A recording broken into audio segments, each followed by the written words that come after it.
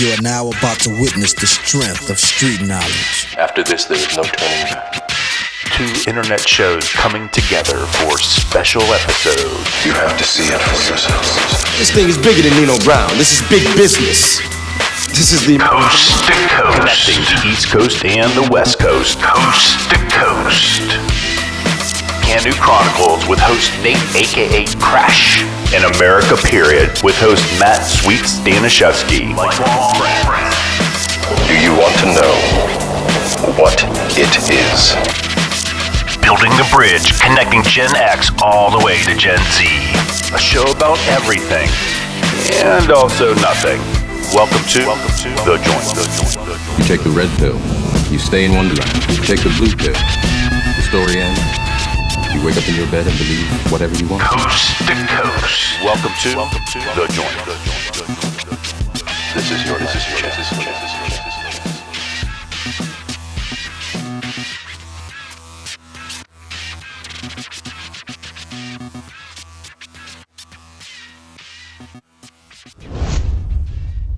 All right, welcome back to The Joint.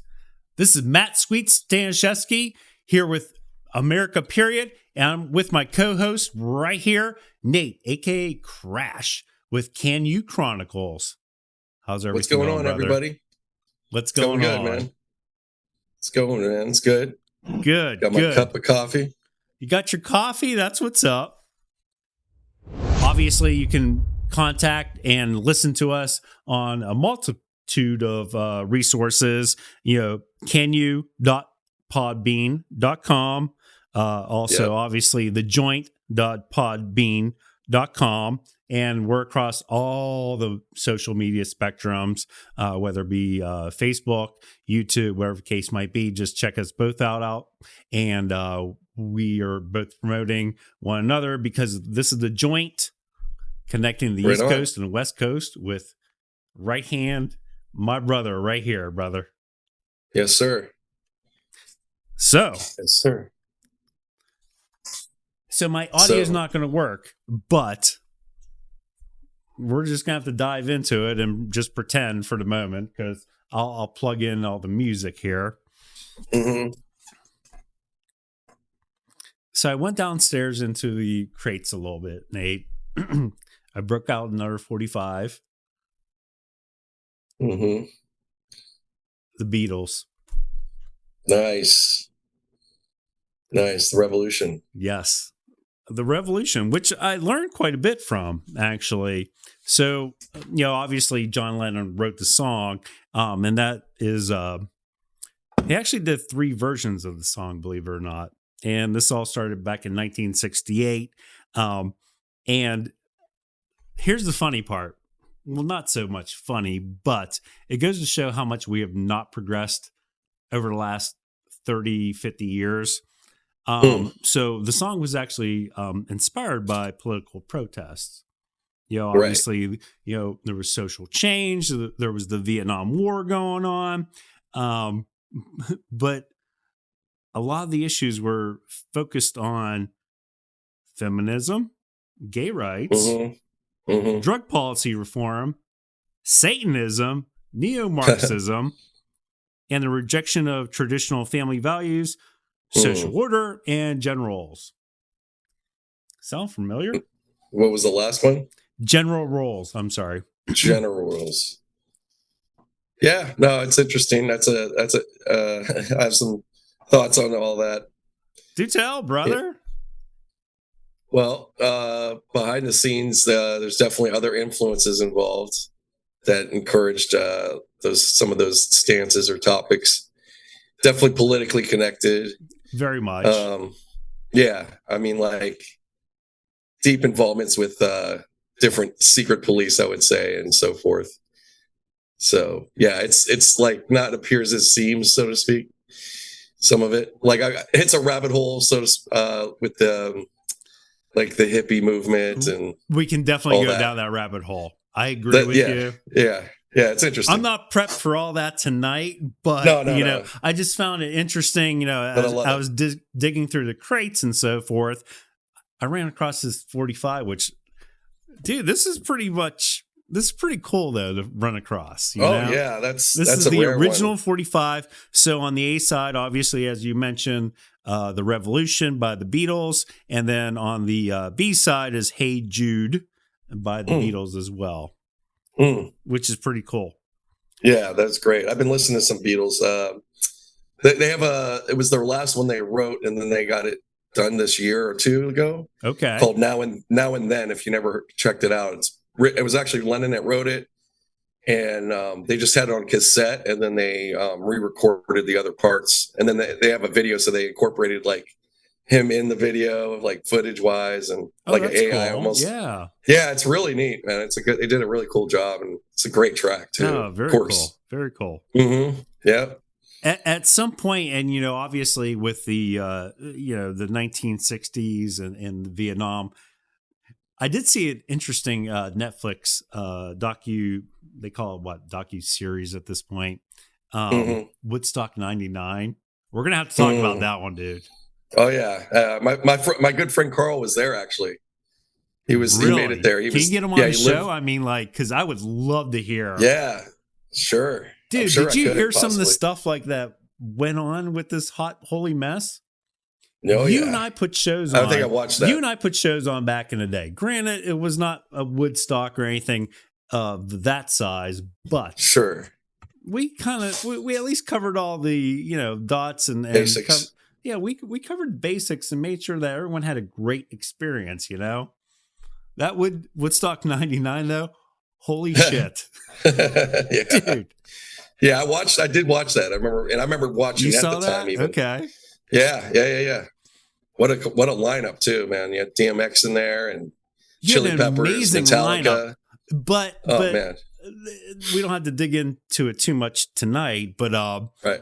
Okay, there were a few acts that kind of helped drive the let's say the energy of the environment. Mm-hmm.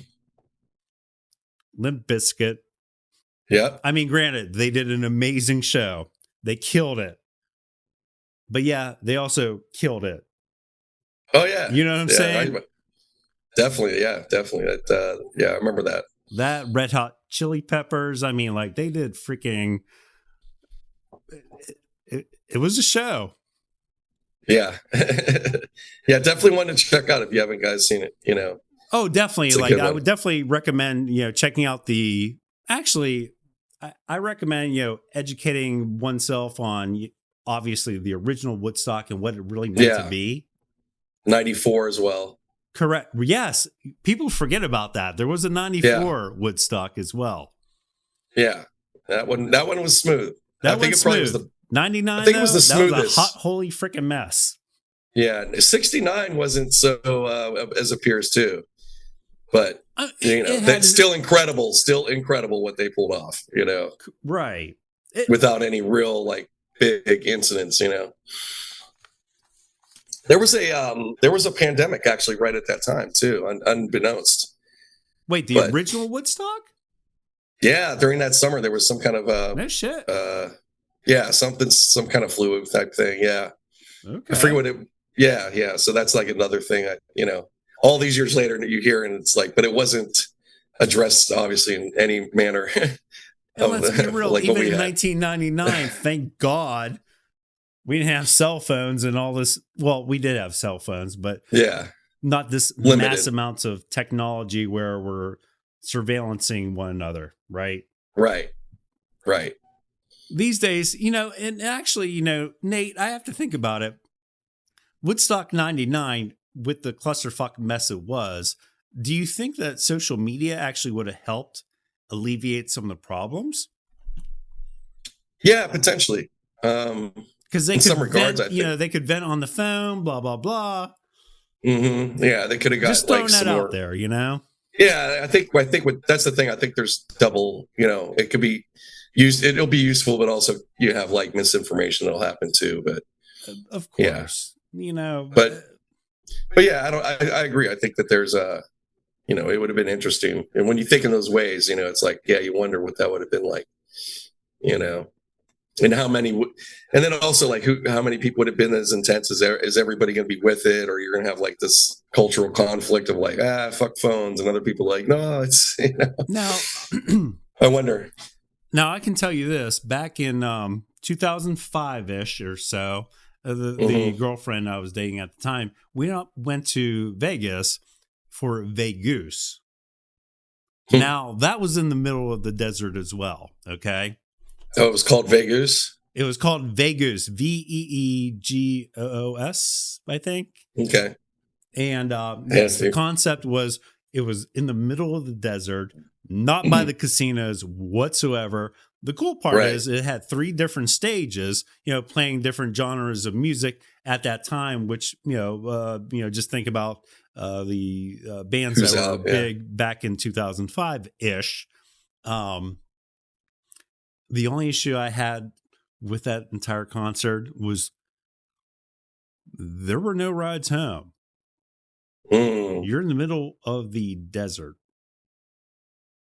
But you had your car. Were people with their cars or no? Dude, no, we had to figure it out. Like there was no okay, here's your passes for blah blah blah. I mean, like, so you took a shuttle out there or something? We paid nice dollars for, some nice tickets. You would think, again, you would sit there and say, okay, here's where I don't want to call it the VIP, but give me something. Give me a bus. I don't give a shit. That's interesting. Oh yeah, dude. That's a trip. That was I'll tell you what, I had a great time. I felt safe the entire time. Obviously it was nowhere near the size of Woodstock 99 or anything like that. The only issue I had was getting back to the casino, back to my hotel room. Wow. Yeah, I got to go to 2 Coachellas. I went to nice. Yeah, I think 01 or something, and then 02. It was one was first one was Jane's Addiction was the headline. Jane's Addiction, wow. Yeah, which I really wanted to see, and then Very which cool. it was and then the second one was Bjork. Okay, and this was when you could just get for the day. So that second one I just rolled out that day and went and rolled right back, and it was cool, man. It was the most polite audience ever, Bjork concert. But then I thought about it, like, of course it would be. Like everybody's just chill and like, Hey, but you know what? Enjoying really cool. The music, that's the important thing, Oh, it was wonderful, man. And she had a little orchestra with her, and it was like how cool first time. Oh yeah, first time seeing a tech blend with the Mac computer and a little orchestra, and like it was a really neat setup, and it was a great experience. Really cool. So Coachella's not selling like they were though this year. Okay. So that's it. But I think it's all kind of more economic driven. So they'll get their people though. Yeah. Yeah. We're still getting through COVID, to be honest with you. Let's be real. Exactly. Sadly, we are. True. True. People are not going out like they used to at all. No. Like we talked about in past episodes, the club scene is dead. Sadly. Yeah, really. Yeah, it really is. Yeah, I mean, I'm not complaining too much, though. I mean, me and my old age. No. I'm cool with that one. Yeah, I also go, I'm like partially ignorant because it's not like I'm really out there. So I know that there is some stuff happening. I feel like after hours are more exciting than the structured regular club scene, That's like going to any fundraiser, to be honest with you. All the interesting business stuff actually happens after the fundraiser. Mm-hmm. Everyone's meeting up, chatting afterwards and loosening up. Yeah, they tend to loosen up a little bit. A little lubricated with the spirits. That's why I enjoy being sober, because I can enjoy listening to them. Go ahead, please talk to me some more. Yes, I'm here for you. I'm listening. A lot. Right. You know what I'm saying? Getting a bunch of good nuggets. Yeah, man. There's an advantage if you could, keep in that frame, Oh, totally, dude. There's a huge advantage I can to see that it. one. Yeah, it's interesting. You know, when I stayed sober 8 months last year, Nice. and I still was Word going up. to my bar. Yeah, and I was going to my bar still, and it was interesting, you know, because then I was like, well, I don't know. I was like, yeah, I had a good time. I was having a great time, but this is still fun. You know, I didn't feel that It's much a whole different. different You know, perspective at that point, you know? mm-hmm. Yeah, it's really something. You see every little crevice, what's Plus, going you on. appreciate, how do I put this? You appreciate the sobriety and also the fact that, oh Lord, like really, no, I can't listen to you anymore. Please. The first bit of times going to that alcohol, you're like, wow, it's that strong in here. Like, holy fuck. Isn't that crazy, like, dude? Yeah. It's like smacks you in the head. Okay. Yeah. I was doing that. Like, you're feeling pretty good. I smelled like that before. Whoa. Yeah. Yeah. Could have lit me on fire. Right? Yeah. I was drinking these rum drinks, man. Rum and pineapple. But it was like rum. That had to stink pretty good. Pineapple. They were good. But man, yeah. Woo, the rum and pineapple, I mean, that's like common. Yeah, it's like short of a Mai Tai. Yeah, right. Okay, yeah. Pretty much, yeah. But yeah, that was like, everybody was like, oh, what's that? They're like, rum and pineapple. Like, oh, okay. But yeah, I don't miss that. I stopped those. I was like, no, that's the end of that one. Yeah, that just tequila for me now when I drink. I had some vodka the other night, but that was good. Wait, tequila? Are you kidding me? Okay. Yeah. Everyone I know. Oh yeah. Everyone I know, female wise, they're like, "Oh yeah, it totally gets my panties off." I'm cool. I'm okay with that. You know. I wish I'd seen more of that around, but yeah. But you know, obviously not with you, Nate. But you get what I'm saying here. Right. Really? Freaking tequila? Tequila, soda, that's lime. your go-to, dude? Yeah, it's good. I totally am fine with it. I always was cool, but that was for a while the one that would like, oh boy, now it's going a little like, I don't have that control. So not like I would just go more, but right. You just kind of like, the journey's changing, you know, but now I don't have that effect on me like that. So I'm able to just, you know, keep steady. And then, you know, I have my point, and then that's it. You know? I feel you. Yeah. $1 million question. Okay, so if you don't mind me asking, we can cut this out too. What's your favorite tequila? Well, I'm a real simple well guy, but by choice, there's one. It's not a popular one. It's called Lalo. It's Lalo. Okay. I only had it one time, a whole bottle, like with friends, but man. Smooth, like forget Patron or any of that, because it's like no additives. It's totally, you know, better produced. That basically that kind of tequila is what I would prefer if I'm going to get it, because there's 7 additives amongst these, but it's not labeled. They don't have to label. It's flavorings because they have to rush the process. Okay. So it's like you're getting something that's like not really what it's supposed to be, you know.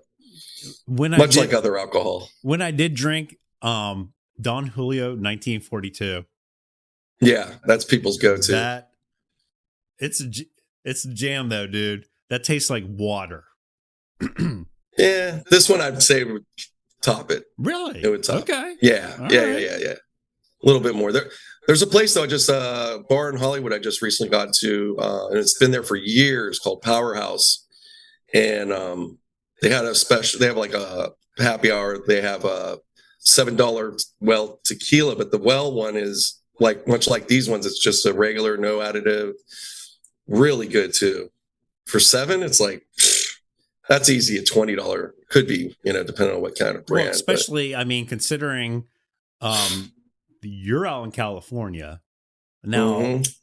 Last time I checked here in Pittsburgh and so forth, yeah, it would actually be more than what you're actually paying out in California right now, which is crazy.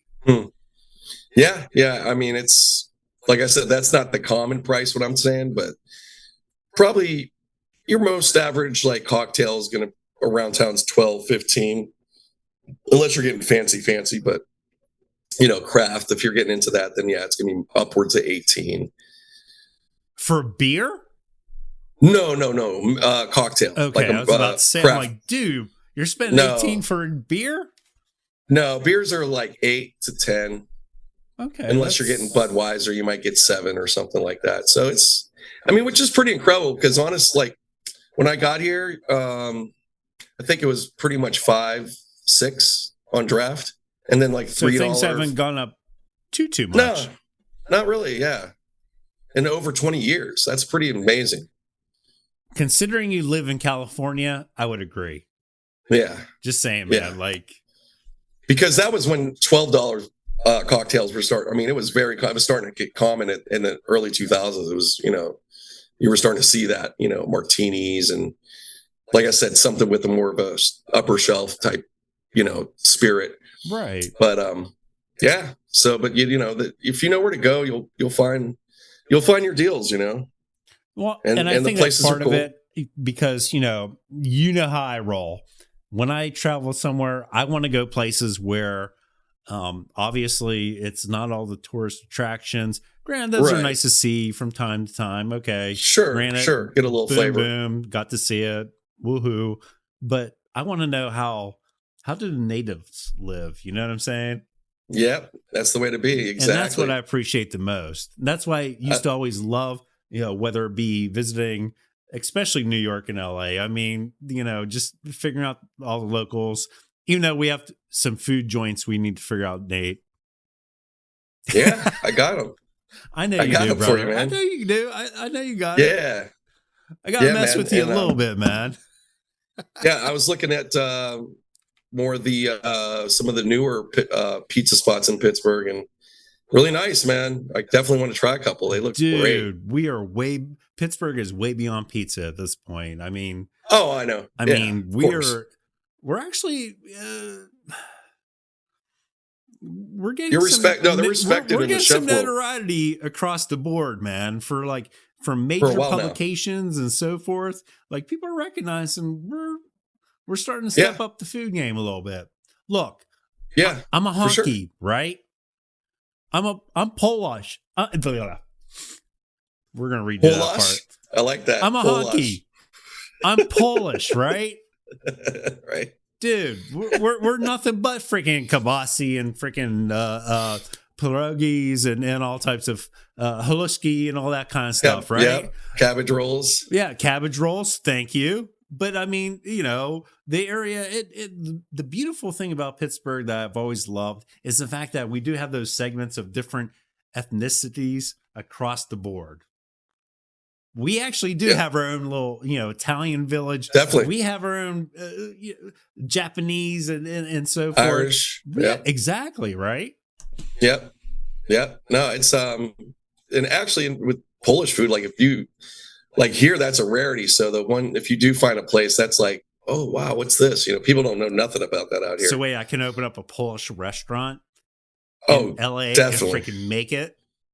Definitely. Yeah.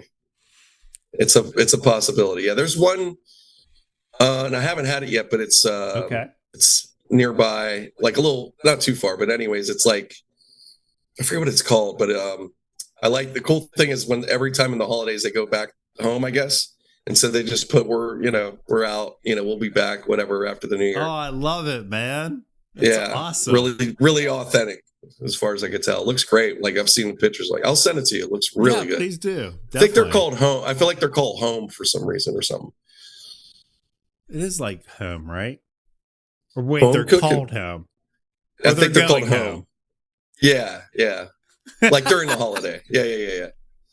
But yeah, that's those are you don't find much of that out here. But of course, everything else,